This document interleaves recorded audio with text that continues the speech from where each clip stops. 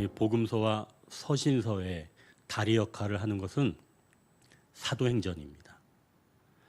또 복음이 이방인에게로 넘어가는 다리 역할은 베드로가 감당합니다. 즉 베드로는 새로운 길을 여는 거죠. 어떻게 베드로 그리고 그와 함께 한 사람들이 새로운 길을 열게 되는지 오늘 말씀을 통해서 우리가 함께 은혜를 나누기를 원합니다.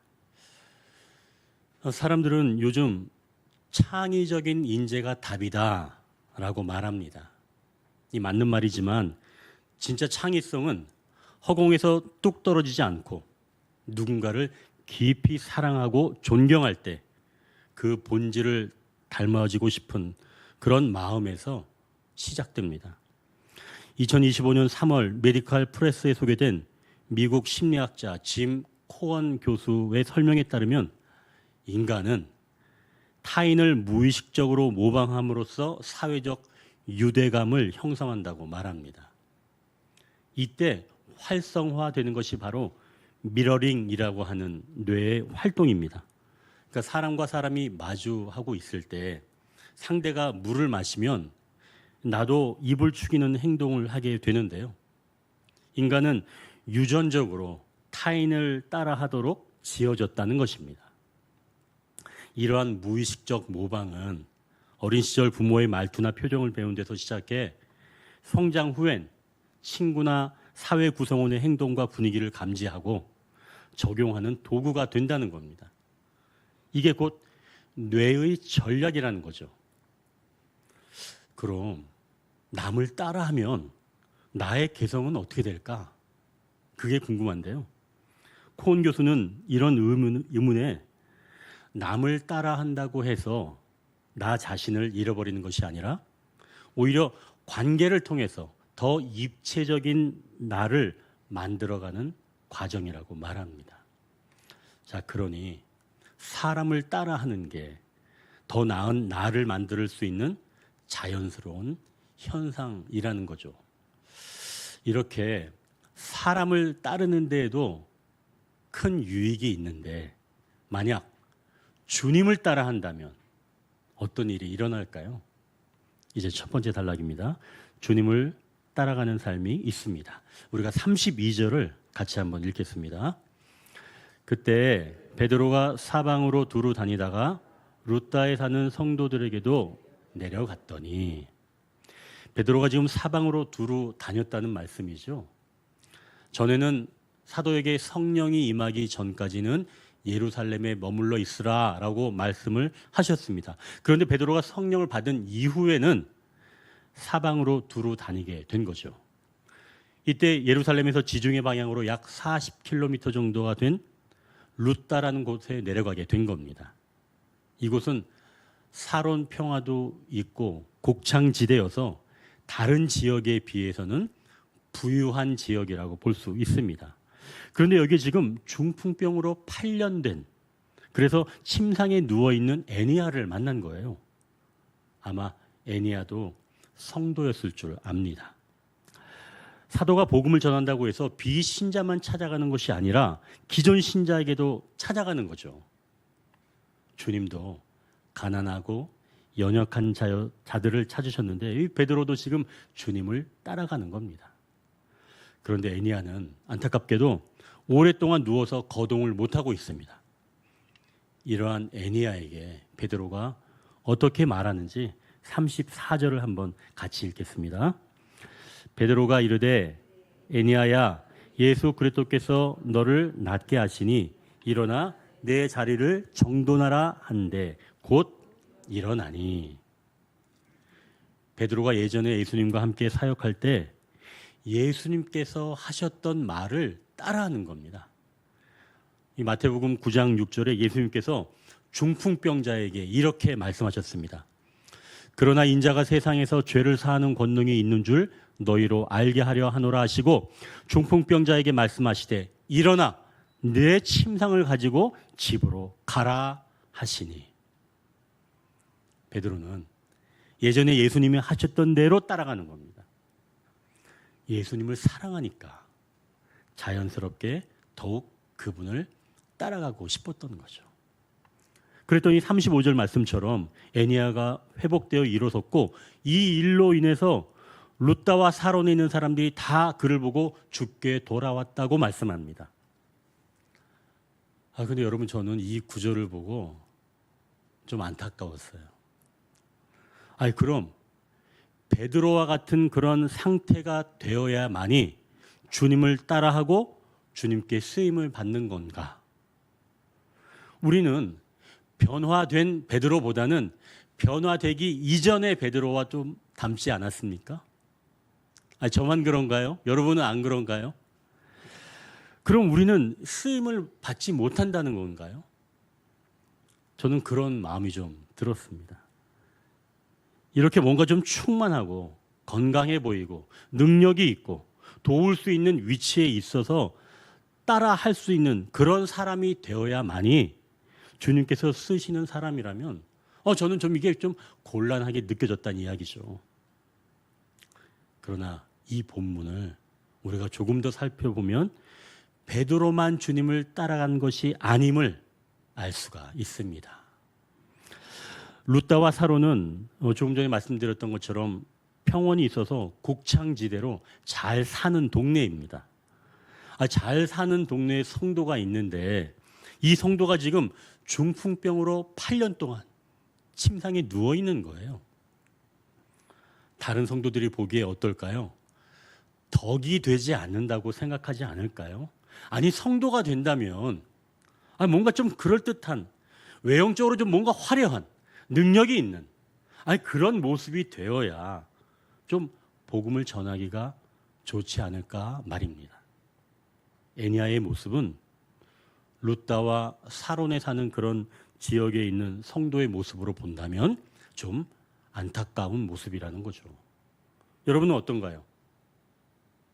그러나 이때 베드로는 애니야를 보고 병상에서 일어나기를 선포했고 애니야는 일어난 겁니다. 룻다에 있는 사람들이 이 일을 보고 어떻게 되었는지 35절에 이렇게 말씀하죠. 룻다와 사론에 사는 사람들이 다 그를 보고 죽게 돌아오니라. 여기서 그를 본다는 것은 애니야를 보고 죽게 돌아왔다는 말씀입니다. 8년 동안 이 침상에 누워 있다가 주께서 그를 일으켜 주신 것을 보고 그동안 주님을 믿지 않았던 자들이 주님께 돌아왔다는 말씀입니다. 애니야의 이름의 뜻은 칭찬받는 자입니다. 아마도 그가 8년째 침상에 누워 있었지만 그가 그러한 삶을 견디고 다시 일어난 바로 그러한 것 때문에 칭찬받는 것 아닌가요? 제가 이제 지지난주에 뇌 검사를 위해서 MRI를 검사를 하게 되었습니다. 이 생전 처음 하는 거라 저도 굉장히 좀 긴장을 했는데요. 그냥 기초 검사만 하기로 했습니다. 그래서 한 10수분 정도 진행된다고 하더라고요. 이제 그 MRI실에 딱 들어갔는데 보니까 그 널찍한 공간에 이 침대, 1인용 침대가 하나 딱 있습니다. 그리고 그 침대에 누워 있으면 큰 원통 같은 게 왔다 갔다 하는 것 같더라고요. 그런데 이 한 10여 분 동안 머리가 움직이면 안 된다는 거예요. 그래서 머리를 뭐로 딱 고정을 시켜놨어요. 그리고 손도 묶었습니다. 얼마나 답답한지 10분이었는데도 그게 몇 시간처럼 저는 느껴진 거예요. 다행히 저처럼 답답한 사람을 위해서 헤드폰을 이렇게 딱 끼워주는 겁니다. 그 기계 장치가 너무 요란해서 소리가 많이 나서 헤드폰을 딱 끼워주는데 그 헤드폰에서 빠른 재즈 음악이 나오는 거예요. 얼마나 경쾌한지. 그래서 제가 그 10분 좀 넘는 시간을 견딜 수가 있었죠. 만약에 제가 그 헤드폰을 끼지 않고 그 재즈 음악을 듣지 않았으면 저는 견디지 못했을 겁니다. 자, 그럼 애니야는 침상에 몇 분 있었나요? 지금 몇 분이 아니죠. 몇 년이에요? 8년 동안 누워 있었다는 거예요. 혹시 애니야도 침상에서 헤드폰을 끼고 있었을까요? 재즈 음악을 들으면서? 그건 아니겠죠. 그 수많은 시간 동안 애니야는 어떤 생각을 하고 있었을까요? 아무 생각이 없이 보냈을까요? 아니겠죠. 자기 이름 칭찬받는 자입니다. 애니야입니다. 성도입니다. 그런데 누워있는 거예요. 비참하지 않을까요? 여러분 그런 생각 들지 않을까요? 나는 성도인데, 나는 믿는 사람인데 8년 동안 나는 침상에서 벗어날 수가 없는 겁니다. 얼마나 벗어나고 싶었을까요? 몸부림치지 않았을까요? 그 침상에서 구르지 않았을까요? 아마 몇 번이고 굴렀을 줄 압니다. 애니야는 그렇게 8년 동안 견뎌온 겁니다. 저 10분이요? 그거는 견딘 것도 아니죠. 그런 애니야는 8년 동안 그 시간을 견뎌낸 겁니다. 애니야는 견뎌낸 것으로 하나님께 칭찬을 받는 겁니다.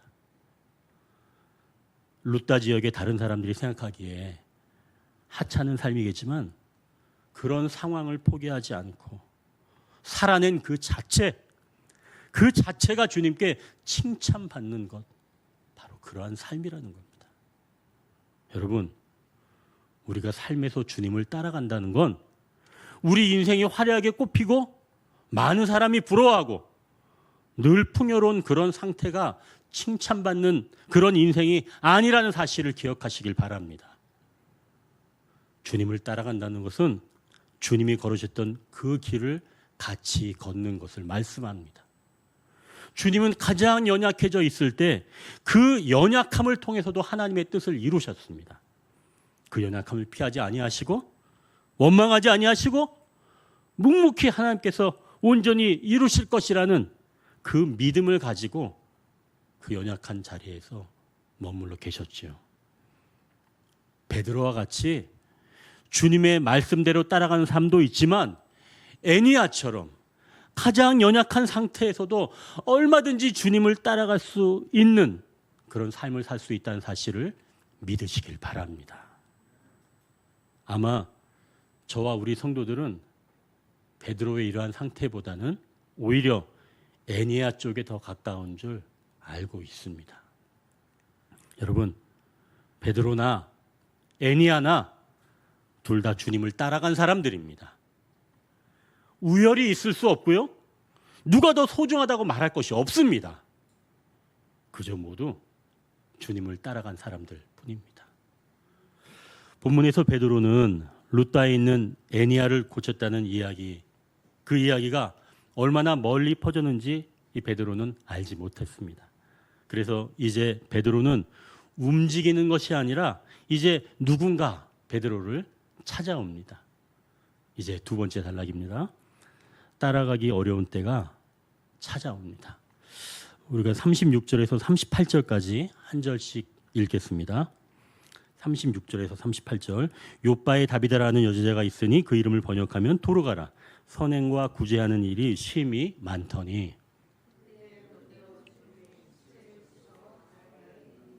함께합니다. 루다가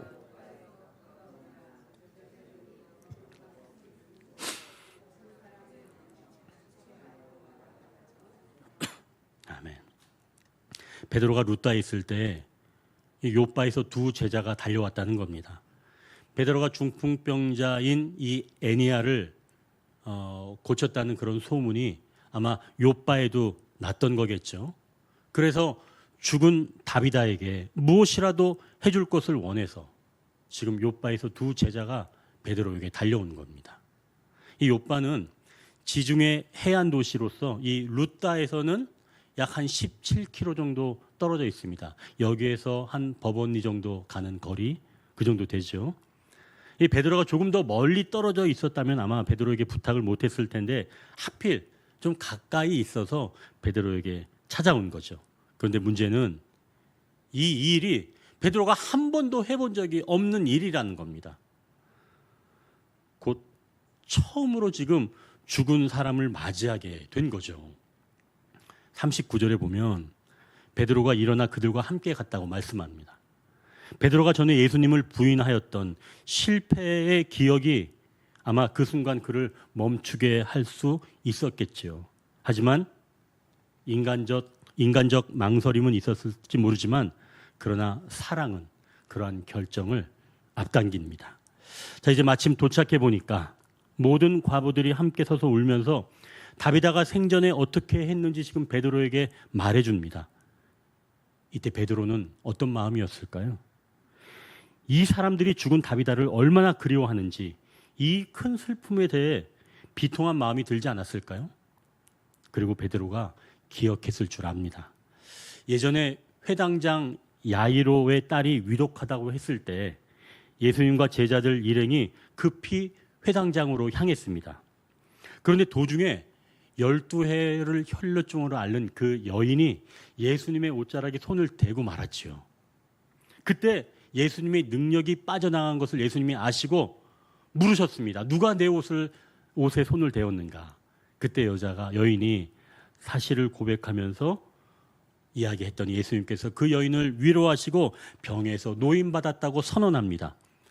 이렇게 지체되던 중에 회당장 야이로의 집에서 사람들이 왔는데 예수님을 괴롭게 하지 마라. 당신의 딸이 이미 죽었다라고 야이로에게 말합니다. 야이로는 시리에 빠지죠. 그러자 예수님께서 두려워하지 말고 믿기만 하라라고 하시면서 야이로의 집으로 향하셨습니다. 그리고 아이가 죽은 집에 들어서자 사람들이 통곡하는 것을 보시고 예수님은 비통함을 느끼셨습니다. 그리고 이 아이는 죽은 것이 아니라 잔다라고 하시죠. 그리고 아이와 부모 그리고 제자들을 데리고 그 아이가 있는 방에 들어가십니다. 그리고 이렇게 거기서 말씀하세요. 마가복음 5장 41절 42절인데요. 그 아이의 손을 잡고 이르시되 달리다굼 하시니 번역하면 곧 내가 네게 말하노니 소녀야 일어나라 하심이라. 소녀가 곧 일어나서 걸으니 나이가 12살이라. 사람들이 곧 크게 놀라고 놀라거늘. 사람들은 아이가 죽었다고 하였고 사실상 죽은 상태였습니다. 그렇다면 예수님은 아이의 손을 잡으면 시체에 손을 대는 거니까 안 되겠지요. 부정한 거니까. 그런데 예수님은 그 아이의 손을 잡고 먼저 말씀을 하시는 겁니다. 달리다굼. 이 말의 뜻은 달리다. 즉 소녀야 쿰 일어나라. 이 뜻이에요. 달리다 쿰 소녀야 일어나라. 그러자 소녀가 곧 일어났습니다. 시간이 흘러서 오늘 본문에 나오는 베드로가 다비다의 죽음을 보고 그때가 생각나는 거죠. 오늘 본문 40절, 41절을 한번 보십시오. 40절, 41절. 우리가 한 절씩 읽겠습니다. 같이 읽겠습니다.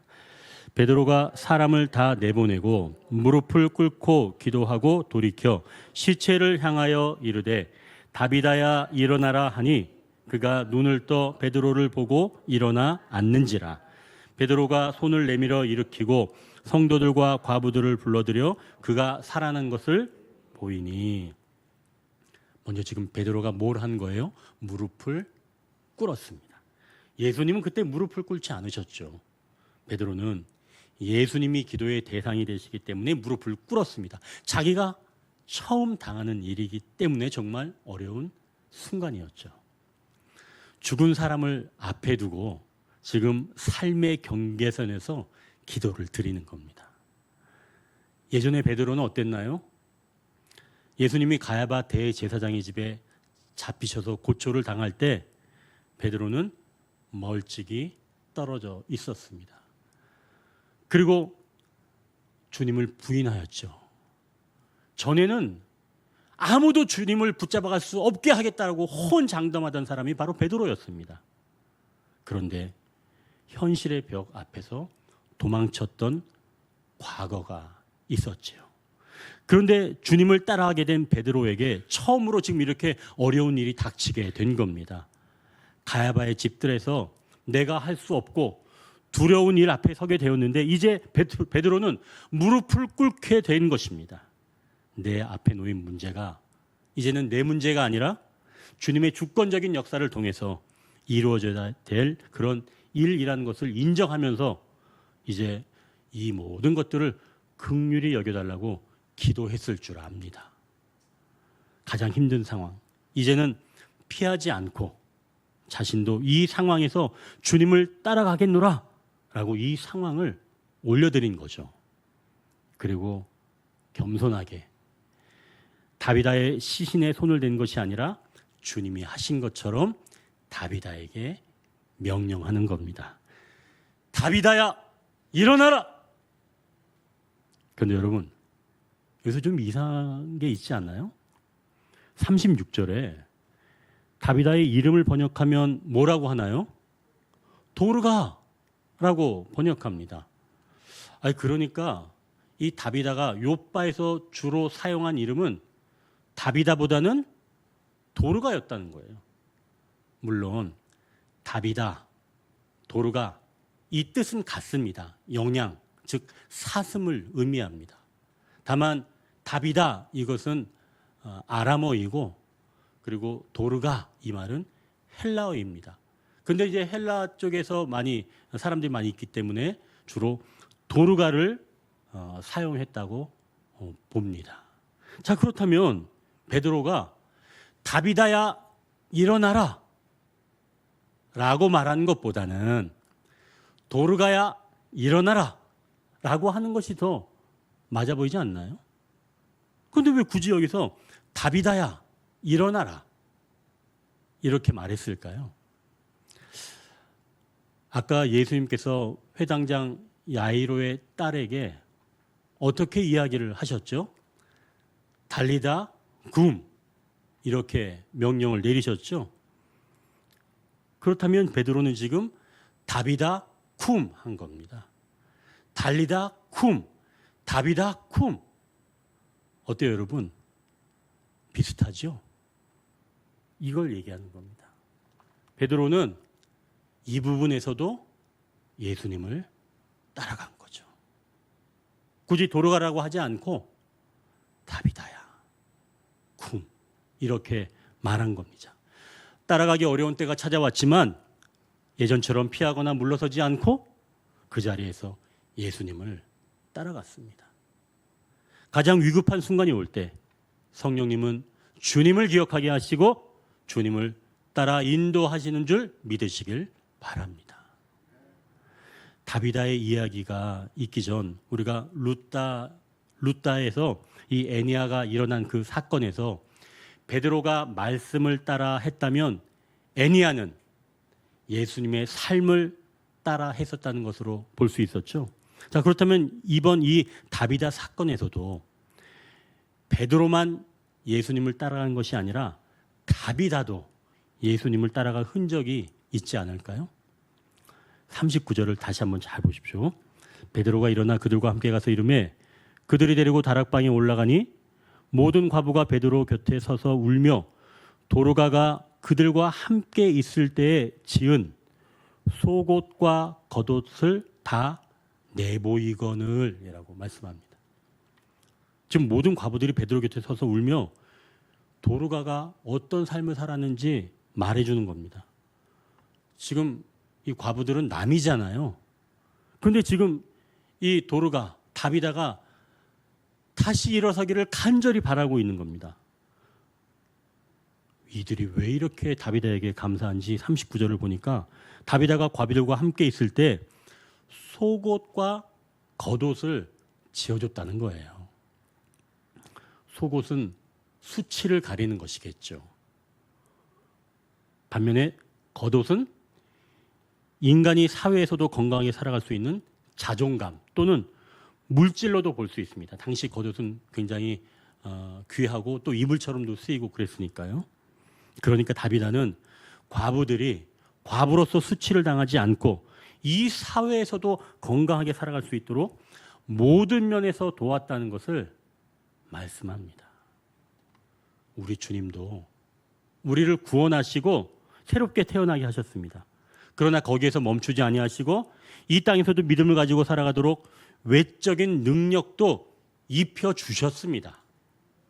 그러니까 성령님이 우리 안에 오셔서 우리를 거룩하게 하시고 죄를 깨닫게 하시고 인내, 사랑, 화평 같은 성령의 열매를 맺게 하셔서 우리의 내면을 가꿔주시는 것이 곧 속옷과 같다면 동시에 성령님은 우리에게 은사를 주셔서 공동체를 섬기고 복음을 전하고 어려운 이웃을 돕는 데 필요한 능력과 지혜와 같은 겉옷도 주신다는 것이죠. 다비다는 이렇게 예수님이 주신 것을 따라가는 삶을 통해서 과부들이 하나의 공동체를 이루게 하였고 그 안에서 영혼을 사랑하는 향기를 담게 한 것이죠. 여러분, 그럼 혹시 이런 생각 드시나요? 그럼 나도 좀 뜨개질을 배워서 속옷이나 겉옷이라도 좀 누구한테 만들어줘야 되나? 여러분 이렇게 생각하시나요? 따라가는 것이 다른 사람을 따라가는 것이 아니라고 했죠. 내 삶의 환경에서 내가 정말 힘들어서 넘어질 것 같은데 라고 하는 생각이 될 때 그때 주님을 따라가는 겁니다. 주님은 십자가에서 목이 마르셨습니다. 그렇게 가까이 있던 사람이 다 떠나가고 아버지 하나님조차 외면하셨죠. 주님은 그걸 견뎌내셔야 했습니다. 그래야 우리를 살리실 수 있으니까요. 우리가 주님을 온전히 따라가지는 못합니다. 다만 우리가 삶에서 버거울 때 베드로가 그랬던 것처럼 우리도 무릎을 꿇고 주님을 바라볼 수 있습니다. 서서히 조여오는 삶의 무게에서 도망치지 않고 비록 호흡이 가파오지만 주님께 시선을 고정하는 거죠.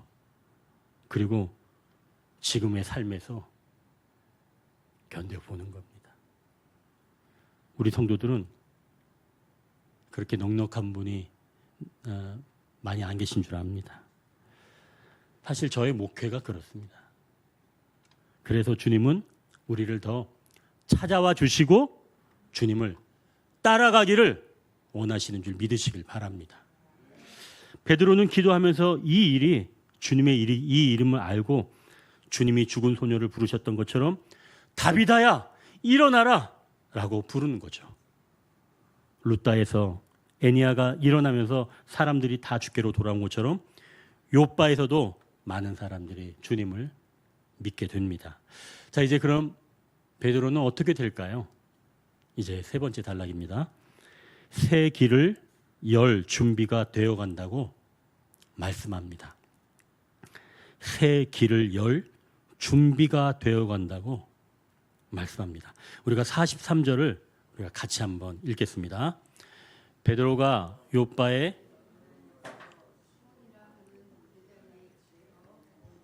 아멘. 베드로가 욥바에 머물면서 시몬이라는 무두장의 집에 머물렀다고 말씀합니다.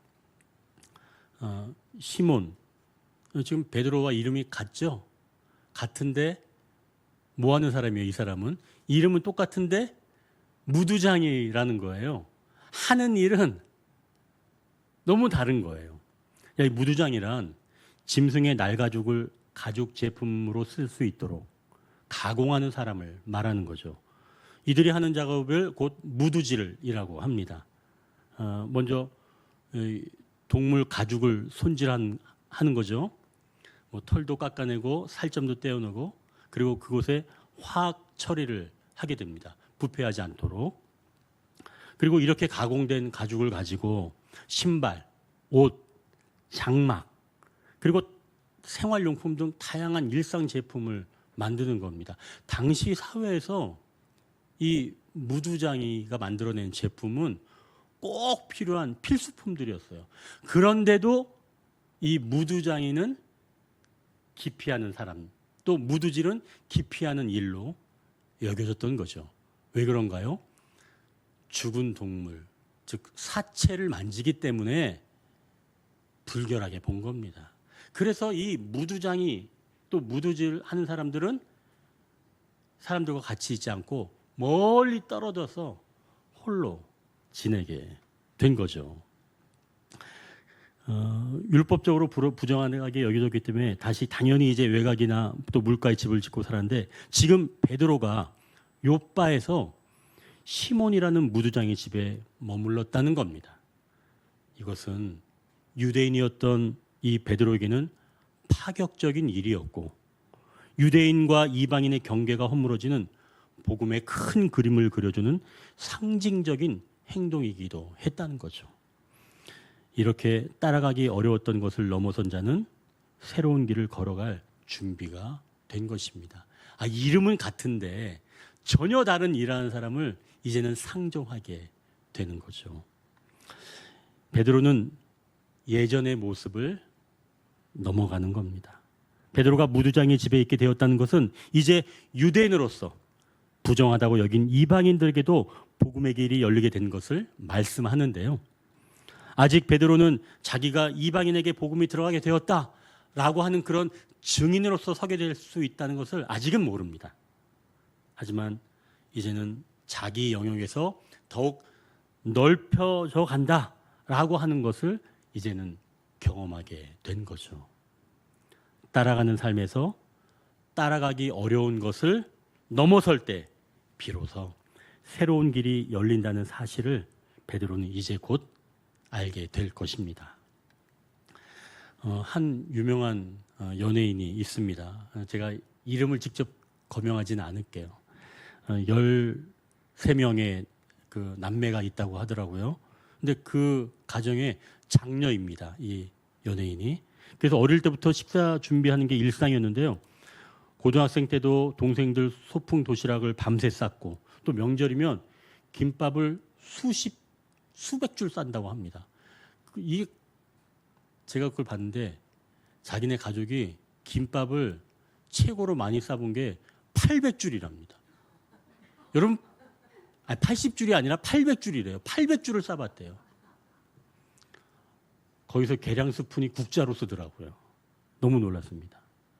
그땐 그냥 해야 해서 사랑하니까 한 일인데 이 세월이 흐르자 그 손이 자연스럽게 실력이 되었고 어느 지역 김밥 축제에는 이 연예인이 초대를 받아서 자기 메뉴를 내놓기까지 되었습니다. 본인은 뭐 특별한 야망을 품지 않았는데 묵묵히 사랑의 손길이 이제는 공적인 기쁨의 길이 된 거죠. 사랑에서 닮으려 했던 그런 작은 순종이 공동체에 큰 길이 열리게 된 겁니다. 베드로도 그런 거죠. 주님이 하시던 대로 그는 오늘도 기도하고 사람을 내보내고 조용히 일어나라 선포했을 뿐입니다. 그런데 하나님은 늘 하던 대로 그 위에 새 길을 놓으신 거죠. 우리는 종종 다리를 놓으려고 설계를 하려고 들지만 하나님은 우리가 얻는 그 작은 판자 한 장 위에 하나님은 다리를 만들어 가시는 줄 믿습니다.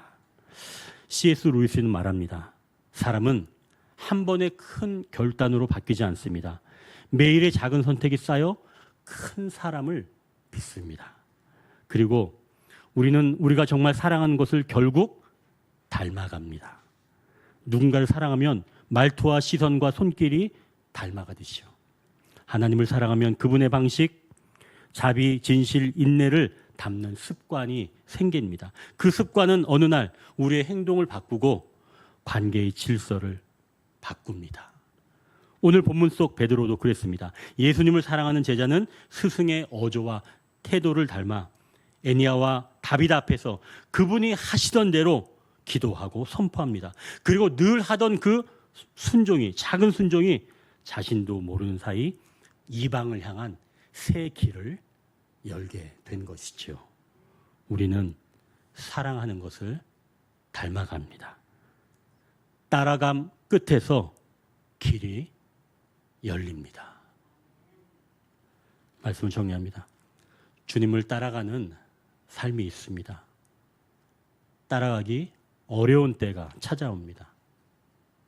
새 길을 열 준비가 되어 간다고 말씀합니다. 기도하겠습니다.